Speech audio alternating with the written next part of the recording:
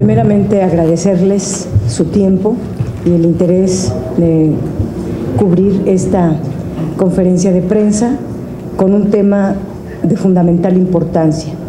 Se recordarán que el último día de sesiones del periodo ordinario pasado llegó una minuta de la Cámara de Diputados en referencia a varias modificaciones al Código de Justicia Militar y una ley nueva, un nuevo Código Militar de Procedimientos Penales que no cubrió todo el procedimiento parlamentario.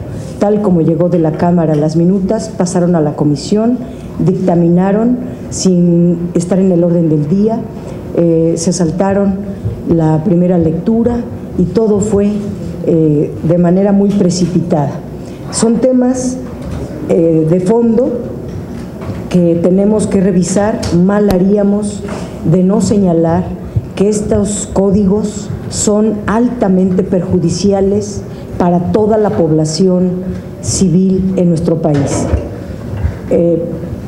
Supimos que la Comisión Nacional de los Derechos Humanos interpuso un recurso de inconstitucionalidad a diversos artículos de estos códigos y el reglamento del Senado nos faculta para hacer una herramienta jurídica que se llama amicus curiae, que fue la que presentamos hoy ante la Suprema Corte de Justicia de la Nación para ser parte coadyuvante con la Comisión Nacional de los Derechos Humanos y pueda decretarse la inconstitucionalidad de estas reformas aprobadas sin el procedimiento parlamentario que debieron haber cubierto. El documento tiene dos partes. Una es el objetivo. El objetivo es que se decrete la inconstitucionalidad de los contenidos de estos códigos y el otro es estudiar algunos artículos para demostrar que los códigos son inconstitucionales y que por lo tanto deben desecharse. El nuevo Código Militar de Procedimientos Penales debe de desecharse en su conjunto. Si bien nosotros explicamos en nuestro documento varios de los artículos solo para demostrar la gravedad y la profundidad que tiene el que pase así y no se revise a fondo por la Suprema Corte, que es la única instancia, el único poder del Estado facultado para decretar que una ley es inconstitucional. Por ejemplo,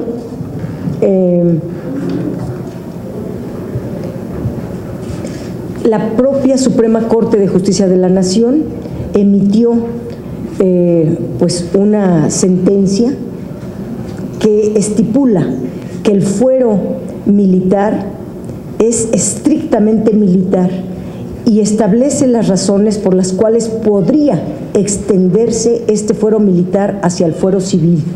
Y las únicas razones por las cuales podría extenderse este fuero militar es de que así lo solicitaran las autoridades civiles, pero las autoridades civiles lo tienen que fundamentar, que documentar y tienen que ser asuntos verdaderamente sustanciales. Y otra razón es de que estemos en tiempos de guerra, pero en tiempos de paz no puede operar el Código Militar, no puede extenderse hacia el fuero civil. En nuestro país existen 34 fueros, 32 en las entidades federativas, el fuero federal y el fuero militar. Esos son los 34 fueros y cada uno está regulado, cada uno es una jurisdicción que se limita estrictamente. Una entidad federativa no puede traspasar su ámbito a otra entidad federativa, por poner un ejemplo. Es lo mismo, el fuero militar está circunscrito al fuero militar y de ninguna manera puede pasar al ámbito civil. Y otra razón es de que el ámbito civil está por encima del ámbito federal, militar. Es decir, los códigos militares, la jurisdicción militar está por debajo de la jurisdicción civil. El mando civil está por encima del mando militar. El amicus curiae se divide en estos apartados: el fuero militar y sus alcances, los límites, es decir, la competencia estricta que tienen los militares, y por último, las razones por las cuales se impugnan estos códigos y se solicita que sean declarados inconstitucionales. El artículo 129 de la Constitución establece la función militar y marca la especificidad de las actividades militares y la circunscribe a un ámbito muy restringido de operación estrictamente a los militares. No menciona a ninguna persona civil. Y ello siempre que los militares estén subordinados a los civiles. En tiempos de paz podría solicitarse un mando civil, podría solicitar el apoyo, la coadyuvancia del fuero militar. Luego, está también cuando un militar comete delitos contra un civil, también sale del ámbito militar y tienen que ser juzgados en los juzgados civiles. En el tema de fondo, que es la inconstitucionalidad, nosotros estamos presentando muchos argumentos. Por ejemplo, que extender el ámbito de la jurisdicción militar sobre las personas civiles o mezclar ambos fueros es inconstitucional, y así lo determina tanto el 13 constitucional como el 129. ¿Qué tiene de inconstitucional los códigos? Déjenme dar solo algunos ejemplos. El artículo 38 del Código de Justicia Militar establece que las autoridades militares pueden citar a cualquier persona ante jueces militares, lo cual es una clara extensión del fuero militar hacia el fuero civil, y eso es inconstitucional. Y es, por lo tanto, también una afectación muy grave a los derechos de las personas, pero también a la competencia del fuero civil. Otro artículo, por ejemplo, en el Código de Justicia Militar, el artículo 49 bis, en su fracción 12ª, brinda facultades a la Policía Ministerial Permanente, que es militar, a que solicite documentación a personas físicas y colectivas. Es decir, que los militares puedan solicitar información y documentación a cualquier civil, a cualquier persona física o moral. Esto vulnera flagrantemente el artículo 129 constitucional, porque rebasa los límites de contacto que debe de tener las personas civiles, tanto colectivas como individuales.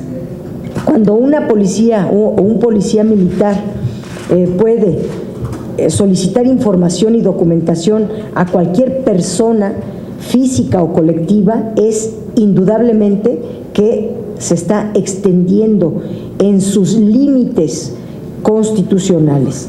La Constitución, en el artículo 16, contiene una cláusula de seguridad jurídica que establece que ninguna persona puede ser molestada en sus bienes ni en su persona. Por lo tanto, no puede ser molestada a menos de que haya un procedimiento, un juicio, y un juez civil ordene a determinada persona brindar información. Pero los militares no tienen ninguna facultad de requerir información, documentación, ni de tocar la puerta de ninguna persona. El Código de Justicia Militar no contempla este mandamiento que no se debe de molestar a las personas. Por otro lado, es un mandato de una autoridad incompetente. Insisto, un juez militar no tiene competencia en materia civil y por lo tanto es una orden de una autoridad incompetente. Y por otro lado, resulta claramente violatorio, pues, del 13, del 129 y del 16 constitucional. Ahora, un policía, preguntémonos, un policía militar puede tocar nuestra puerta, la puerta de nuestra casa, y solicitarnos información y documentación. La respuesta es obviamente no. Sin embargo, ahora el Código Militar, tal como fue aprobado, sí lo admite. El artículo 81 bis, fracción séptima,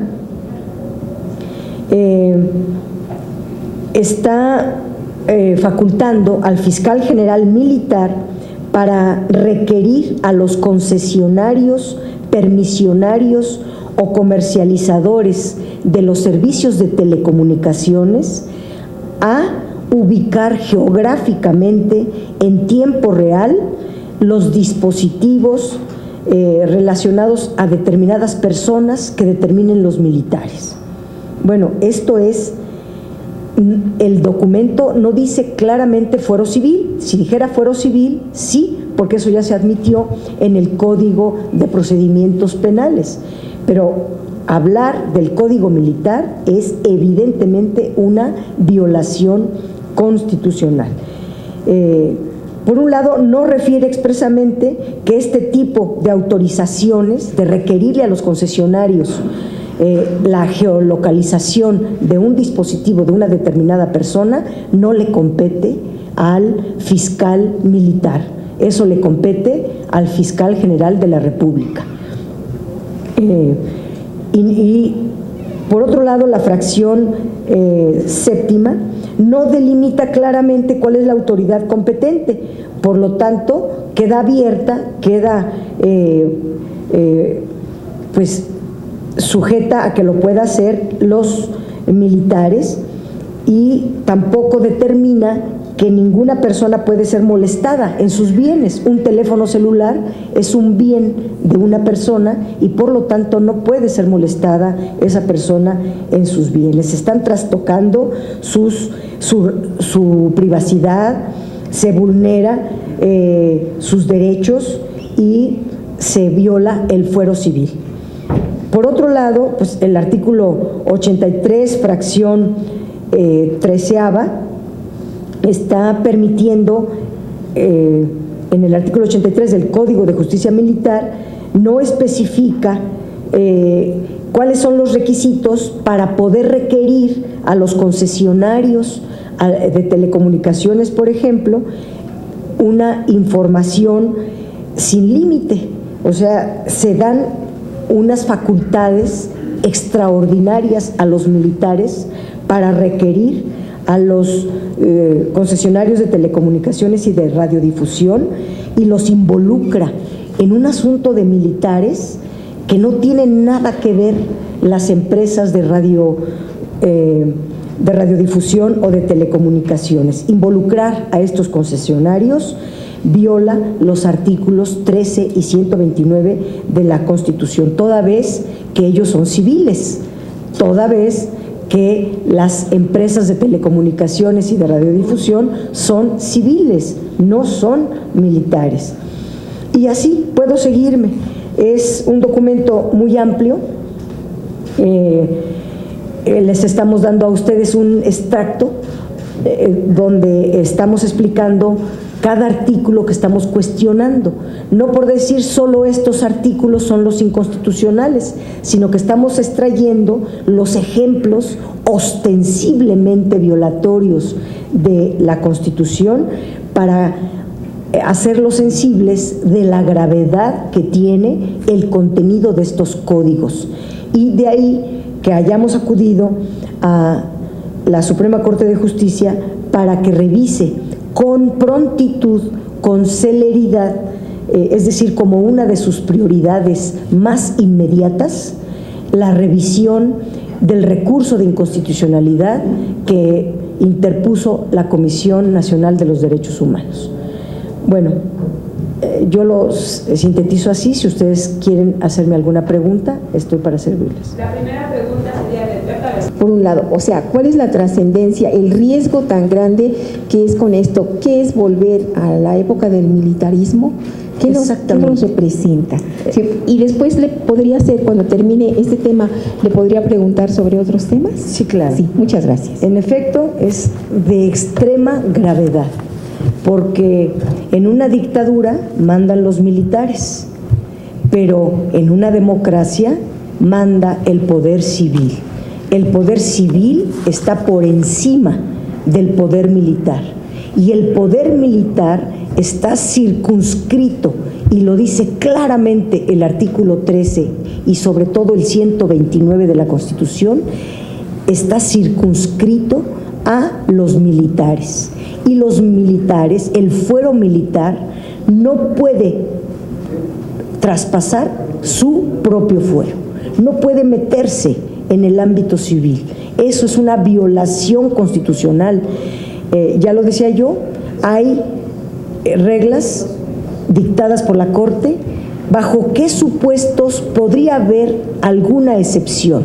En tiempos de guerra o cuando la autoridad civil solicite la coadyuvancia de los militares para acciones específicas bajo el mando civil y con razones fundamentadas, públicas y por escrito. O sea, son muchos los requisitos que tiene para poder traspasar el fuero militar. Y estos códigos, lamentablemente, le dan manga ancha, le dan apertura total a la actuación militar, incluido el fuero civil, lo cual es verdaderamente grave porque afecta a la totalidad de las personas, a todos. Aquí no hay, bueno, están tocando hasta los dueños de los medios de comunicación, a todos. Ya estamos sometidos a los militares, y eso es propio de unas dictaduras, no de una democracia. La profundidad a la que llegan estos códigos es mucha, por eso se tiene que decretar la inconstitucionalidad de los documentos.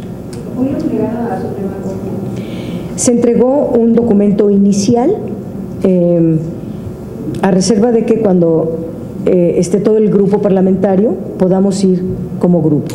El coordinador, desde luego, está enterado, tiene el documento, y todos los senadores le están haciendo pues algunos agregados tal vez, o pueden asumirlo como tal. Insisto, este es un extracto el que le estamos entregando a ustedes. La siguiente pregunta es de Andrea Becerril, de la Jornada. Senadora, yo quisiera preguntarle si usted ya habló con alguien de la Suprema Corte y si no hay el riesgo de que desde la presidencia se intente parar este proceso que la CNDH inició.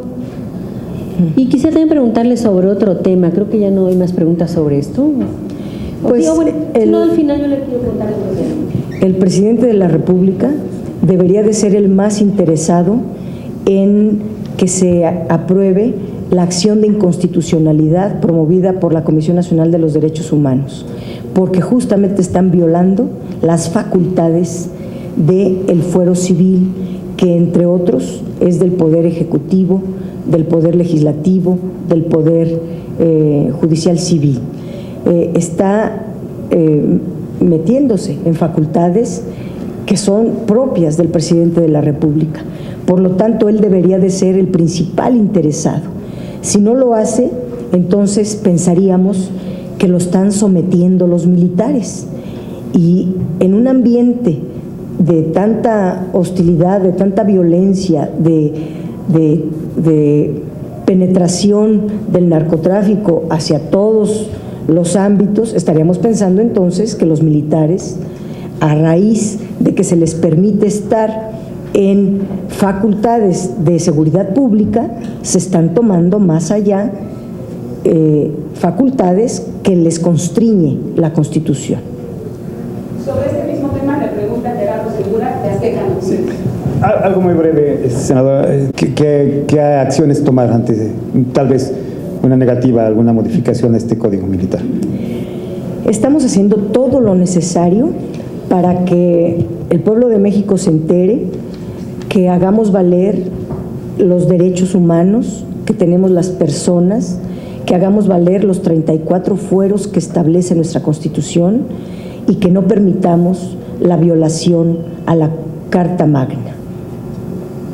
Yo tengo plena confianza de que en cuanto llegue el documento a la Suprema Corte, al Pleno de la Corte, el Pleno de la Corte lo decretará inconstitucional. No me queda la menor duda, no solo por el estudio que ya hicieron los expertos y los abogados, sino porque yo no soy abogada, de leerlo es, digamos, ostensiblemente violatorio de nuestros derechos. Qué bueno, y felicitamos a la Comisión Nacional de los Derechos Humanos que haya podido hacer lo que nosotros no pudimos hacer por falta de votos aquí en el Senado, que lo haya hecho la Comisión Nacional. Está en su papel, está en sus facultades y nos está defendiendo a todos y está defendiendo que se respeten los 34 fueros que tiene nuestra Constitución. Claudia Salazar, del Grupo Reforma. Buenas tardes, senadora. No hubo ningún criterio de los que se argumentaron en la tribuna de que es exclusivamente el fuero militar y que está muy delimitada la acción de Castrense en la actuación o la aplicación del código. O sea, aunque sean cuestiones del ámbito civil, o como mencionaba este ejemplo de los concesionarios, solamente aplica para las cuestiones castrenses, para los delitos militares, no, solamente para eso aplica, o sea que no va más allá de su ámbito. Ese es el argumento que reiteradamente se escuchó tanto en el PRI, bueno, lo que yo recuerdo que estuve en diputados, que ese era el argumento, y que acusaban que se quería confundir a la ciudadanía con este argumento de la izquierda de que se estaban violando derechos humanos. Ese fue su único argumento, pero que no pudieron demostrar. Por eso les estamos entregando a ustedes textualmente la redacción de tales artículos y la argumentación de cómo no se circunscribe a el ámbito militar. Hay muchas frases, dice, la jurisdicción militar puede citar a cualquier persona. Bueno, eso es obvio, que está invadiendo el fuero civil. ¿Puede un militar, una autoridad castrense, llegar a mi domicilio y obligarme a comparecer ante un tribunal militar? Lo permite el nuevo Código de Procedimientos Militares. Entonces, esto es sumamente grave, pero se demuestra en el propio documento con la redacción textual. En el caso de los senadores, que es lo que yo viví, los senadores, senadoras del PRI, del PAN, no tuvieron tiempo de leerlo. No tuvieron tiempo de leerlo. Llegó, y tal como llegó, lo tuvimos todos, y los que pudimos leer rápido, o los que nos desvelamos para poder argumentar, se pudo decir algo, pero ni ellos lo leyeron. Entonces leyeron unas tarjetas o un cliché, pero es claramente una invasión de jurisdicciones. Se traspasa del ámbito militar, se traspasa al ámbito civil, y esto no lo debemos permitir nadie. ¿Es un paso a la militarización, señora? Es un paso a la militarización. De por sí el país se viene militarizando desde que Calderón decretó la guerra contra el narcotráfico. El país se ha venido militarizando, pero ahora legalizar esa militarización y que el fuero militar esté por encima del fuero civil me parece terrible, me parece aberrante, me parece muy grave, y estamos haciendo todo lo que está en nuestra mano para evitar este daño al país. ¿Algún otro compañero que tenga tenga una pregunta sobre el tema, sino para que pasemos con la autorización de la senadora a otro tema. Entonces, Pepita Becerra. Sí, adelante. Del Sol de México. Gracias. En la política fiscal de la decisión de los empresarios de declararse en base cero, ¿no? En sus declaraciones fiscales, por un lado. Y ya ve que dijo el SAT que pues les advirtió que no lo deben de hacer, por un lado. Por otro lado, la Comisión Reguladora de Energía, senadora, creo que usted lo debe de saber, pretende bajarle el octanaje a las gasolinas. Entonces, ¿esto pues qué va a significar? Pues mayor contaminación y un grave daño a la salud, ¿no? Y toda la implicación fiscal que usted ya nos ha hecho el favor de explicarnos sobre los aumentos de las gasolinas. Y si fuera posible, una tercera, recuerda usted que entre otras de las cosas que dijo Donald Trump fue que de llegar a la presidencia, Estados Unidos se saldría de la Organización Mundial de Comercio. ¿Qué implicaciones en esta economía global tendría para nuestro país? Muchísimas gracias. Gracias.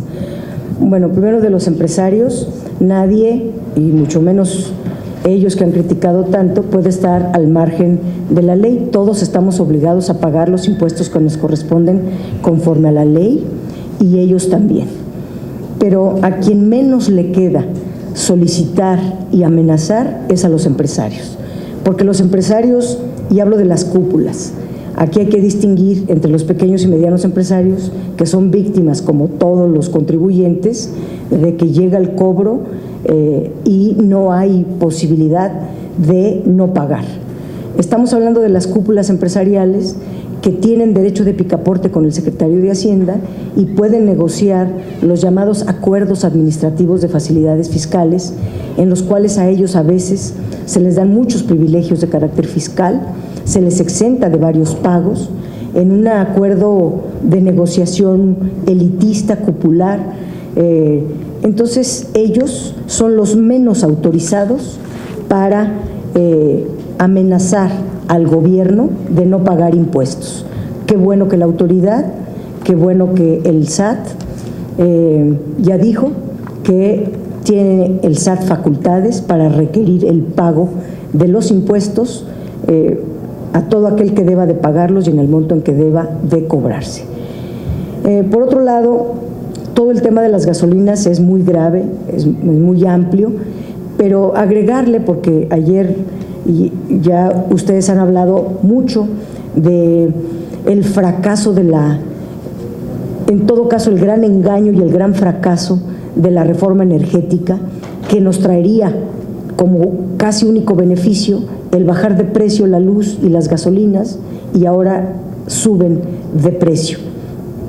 Agregar a eso que la fórmula a través de la cual se determina el precio de las gasolinas es muy tramposa por parte de la Secretaría de Hacienda, porque toma como precios de referencia los más altos del 2015 y no el promedio de los 3 últimos meses, que es como marca la ley, de tal manera que está tomando un precio de referencia alto. Luego le suma los costos y para colmo le aplica un impuesto especial sobre producción y servicios fijo, de tal manera que suban o bajen los precios de los combustibles. La Secretaría de Hacienda lo único que le interesa es la recaudación de su impuesto y ya es de carácter fijo. De tal manera que la Secretaría de Hacienda está viendo solamente como meramente recaudatoria la política tarifaria de los combustibles. Pero lo más grave es la liberalización del mercado que está decretada desde abril pasado. Al liberalizar el mercado de las gasolinas, quiere decir que cualquiera puede importar y cualquiera puede comercializar las gasolinas. Y se nos dice que entre más oferta haya, más oferentes distintos, habrá precios bajos y precios altos, y que el público acudirá a aquel que le dé una gasolina más barata. Falso, porque lo que está dándose, para empezar, es la conformación de un oligopolio, y los oligopolios y los monopolios determinan el precio. Antes había un monopolio del Estado, que es Pemex, Secretaría de Hacienda, pero al menos un monopolio del Estado cubre criterios de país, cubre criterios de nación.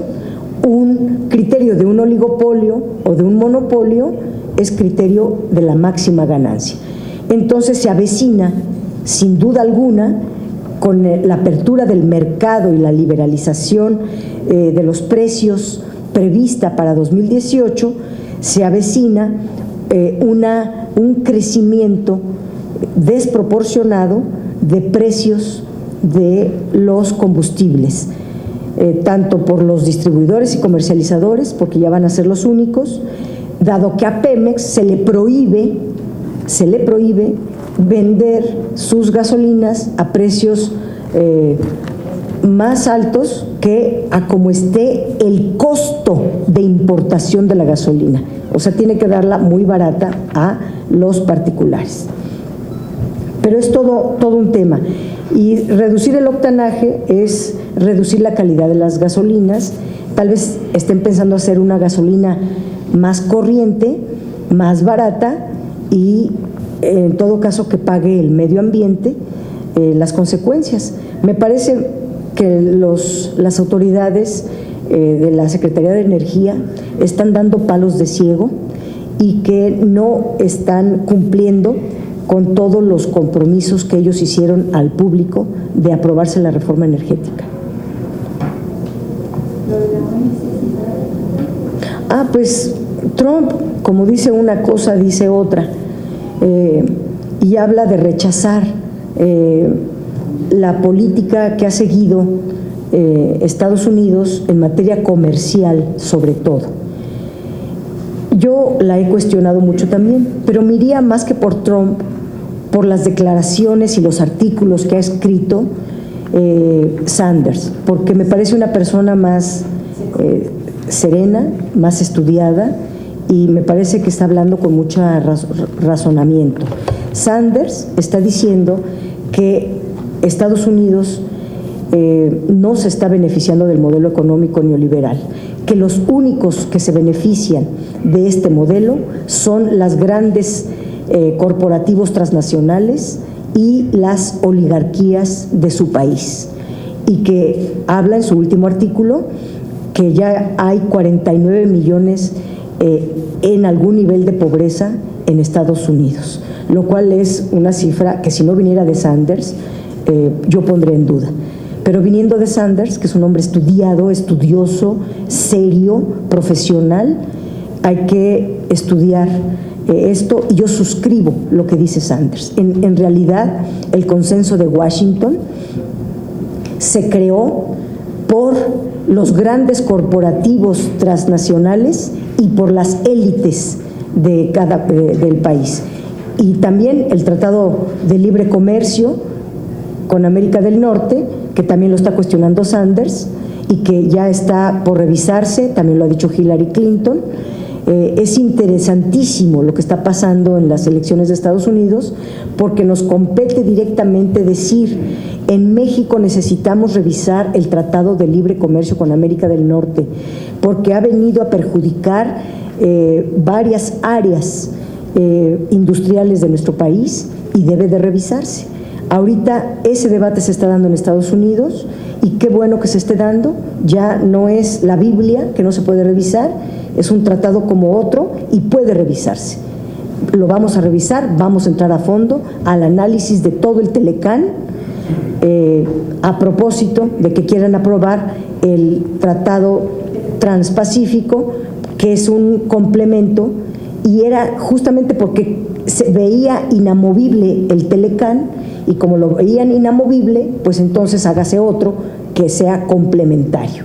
Pero si ya se va a revisar el Telecán, a lo mejor ya no tiene ningún caso el TPP. Andrea Becerril, de La Jornada. Quisiera pedirle un comentario o qué opinión tiene usted sobre este hecho de que justo cuando la Secretaría de Gobernación estaba o está a punto de llegar a acuerdos con la CENTE, de repente aparecen ahí los empresarios amagando con no pagar impuestos y con dejar de invertir 50,000 millones que quién sabe de dónde los pensarían sacar, porque parece que nunca han invertido esa cantidad. Eso le quiero preguntar, ¿qué opina usted de eso? ¿Quién estaría detrás de una estrategia así para echar abajo lo que el secretario de Gobernación ya estaba logrando? La información que nosotros tenemos es de que en la Secretaría de Gobernación se ha podido avanzar mucho en llegar a un acuerdo con la Coordinadora Nacional de Trabajadores de la Educación para que a la brevedad se termine este conflicto y pueda pues levantarse los plantones y regresarse todos a sus estados e iniciar el ciclo educativo que ya comienza a finales de agosto de este mes. Esa es la información. Creo que debe de darnos mucho gusto a todos de que se esté llegando a un acuerdo. Creo que todos debemos de poner un granito para la estabilidad del país, que no está para bollos, y siempre, en efecto, hay alguien que quiere poner o evitar que el país se estabilice, se lleguen a acuerdos y las cosas se resuelvan por la vía pacífica. Siempre hay quien quiere presionar para regresiones autoritarias, para salidas de fuerza pública, en lugar del diálogo, en lugar de la razón y en lugar de la búsqueda de acuerdos comunes. Por lo pronto, nuestro grupo parlamentario, el PRD, en el Senado de la República, que vamos a convocar a nuestra plenaria, es un tema que vamos a discutir a profundidad. Es uno de los temas prioritarios en nuestra agenda y queremos invitar a la CENTE a platicar de toda la reforma educativa, no solo una parte, toda.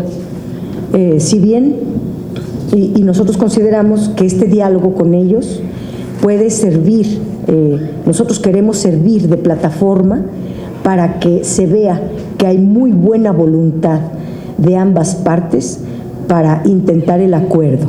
Y luego entonces que le cerremos el paso a las voces autoritarias que quieren impedir una salida negociada y dialogada con los maestros democráticos. Gerardo Segura. Sí, senadora, en relación a este mismo tema, pues ayer vinieron algunos empresarios, pues no empresarios grandes, o sea, de gran respaldo económico, vinieron de Oaxaca, de Oaxaca, y hablaron de todo lo que se está ocasionando, ¿no? Por los bloqueos. Y bueno, dicen ellos que ya no aguantan más, o sea, se han caído las ventas hasta 70% a los comercios, han cerrado ya varias empresas. Entonces, bueno, ¿qué hacer? Porque ayer dijeron que hay omisión del gobierno, ¿no? Dicen que las cosas se podrían poner peor en Oaxaca, Chiapas y Guerrero en los próximos meses. Entonces parece como que no hay una atención debida del gobierno federal a este problema. La pregunta es, ¿cómo calificaría usted la acción de gobernación? Pues habla de omisión y realmente las cosas se pueden poner peores y la gente de ahí está sufriendo las consecuencias, no son los grandes empresarios. Además vinieron a decir que por qué se aplica la ley, se les quiere aplicar la ley a ellos y a la gente que está haciendo plantones y demás, pues finalmente no se les aplica la ley. O sea, la ley para unos y para otros no, y hay que permitir también este endurecimiento del SAT ante ellos. Bueno, es una pregunta, ¿por qué si la ley para unos y para otros no? Ya en otras cuestiones, si esto me lo permite, ya vemos que las fotomultas aquí habían sido también objeto de muchos abusos. En el Estado de México ya se echaron para atrás estas fotomultas. ¿Debería pasar lo mismo aquí en la Ciudad de México? Y la otra cuestión, se aprobó un punto de acuerdo para soltar jefe de gobierno que se regulen ya las marchas y plantones en la sesión pasada, la permanente. ¿Estaría de acuerdo con eso? Gracias, senador. Bueno, primero, los empresarios también hacen plantones y también hacen sus manifestaciones y también hacen negociaciones con el gobierno. Y a ellos no se les ha reprimido, A ellos no se les ha, o sea, a ellos se les ha respetado su derecho constitucional a la libre manifestación, a la libre expresión en la vía pública. ¿Por qué no aceptar lo de los maestros, en primer lugar? Segundo, ¿qué es primero? Porque si no hubiera habido una reforma educativa inconsulta con quienes forman parte del proceso educativo, del proceso enseñanza-aprendizaje, pues no estuviéramos hablando de este tema nunca. Desde siempre se dijo, una reforma educativa se discute, se analiza y se consulta con quienes forman parte de todo este proceso. No se hizo, lo advertimos en su momento y las consecuencias están a la vista. Pero la pregunta es, ¿cómo tenemos que ser rehenes de ese conflicto? Sobre todo, bueno, las sociedades en Oaxaca, Chiapas, que se resuelva. Yo creo...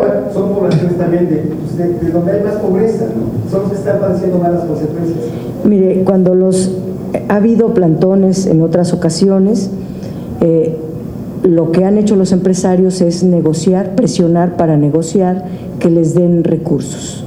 Y ya hoy el secretario de Economía determinó que va a valorar las pérdidas de cada uno y de que los empresarios no van a perder ni un peso, que se les va a dar un subsidio y tal vez sea esa la motivación de las quejas empresariales.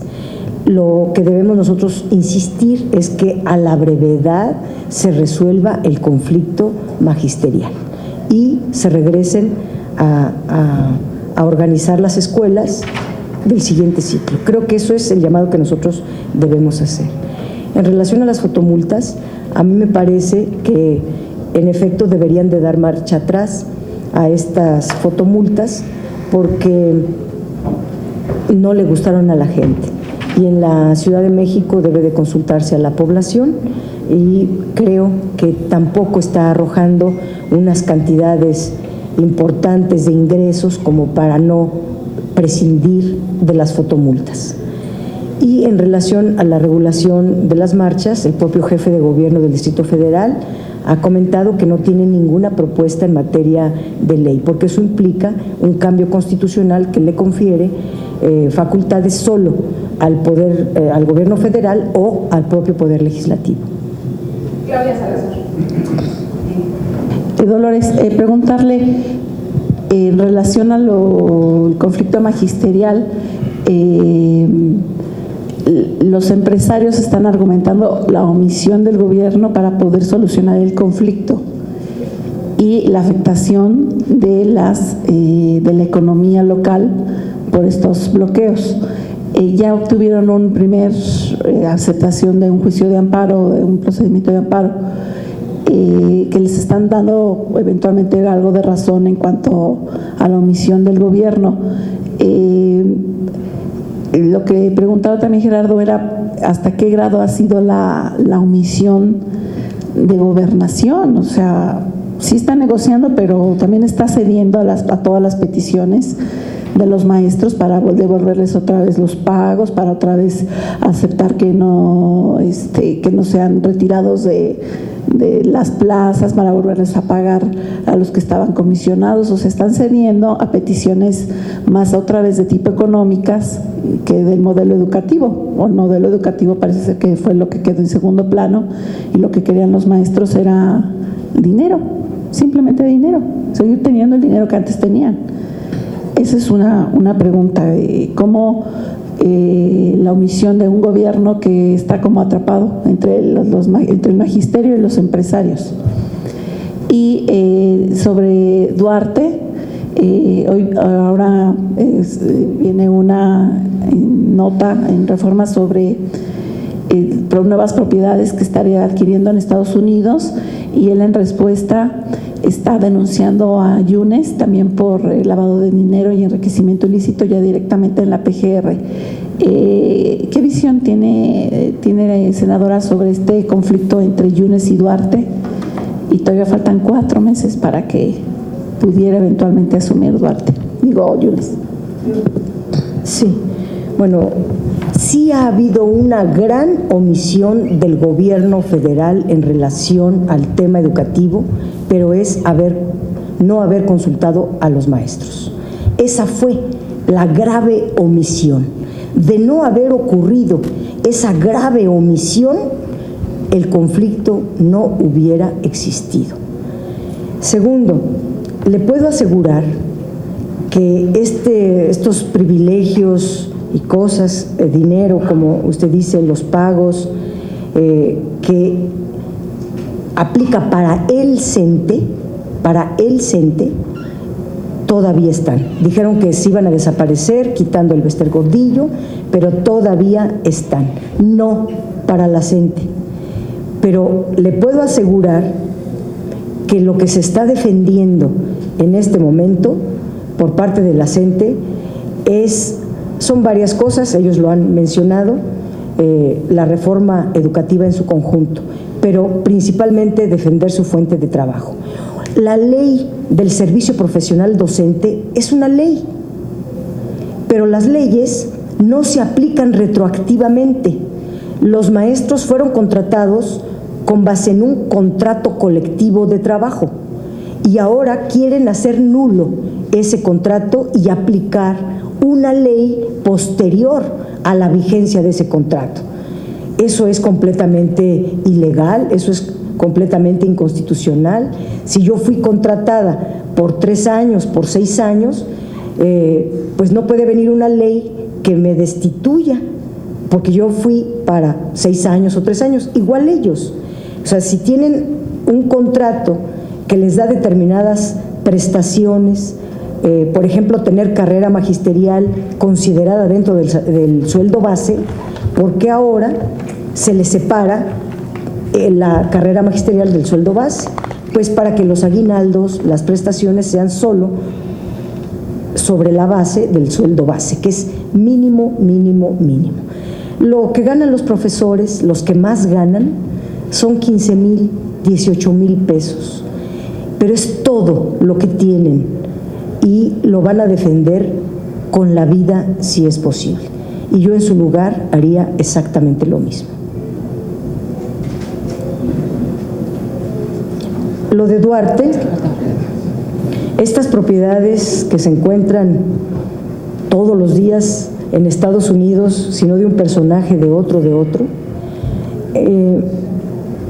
son del conocimiento de las autoridades mexicanas.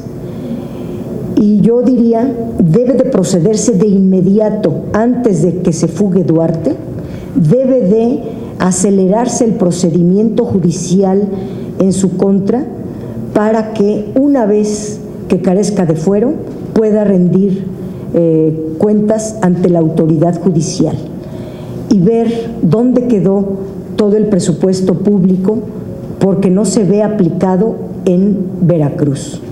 A lo mejor está aplicado en estas propiedades en Estados Unidos, porque si uno va a Veracruz, Veracruz es un estado degradado, empobrecido, olvidado, sin recursos.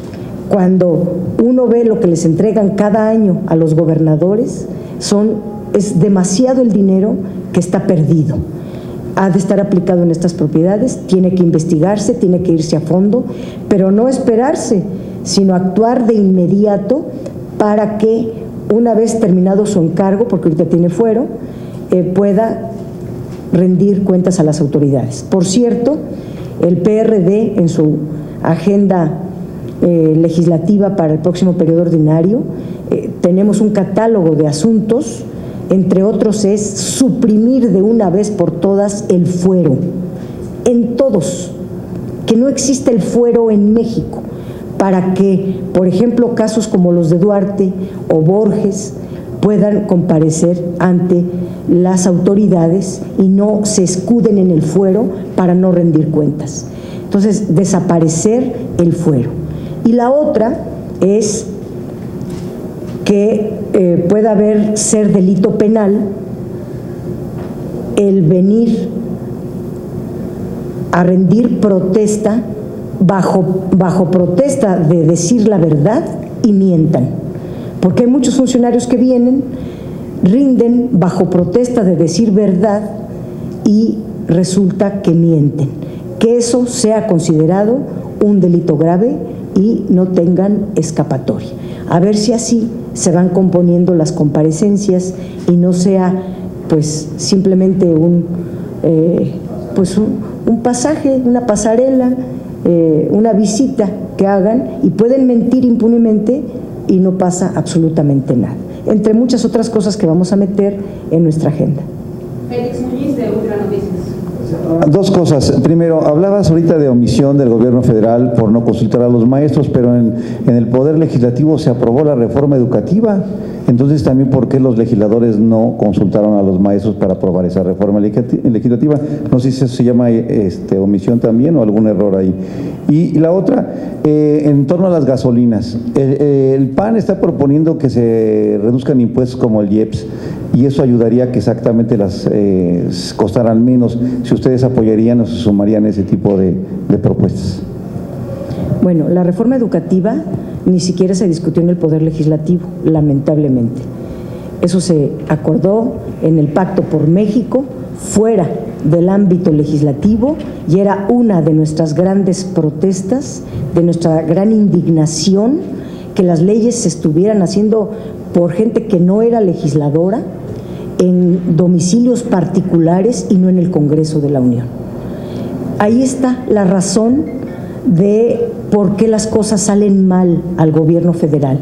Lo que mal empieza, mal acaba. La hicieron mal esta ley.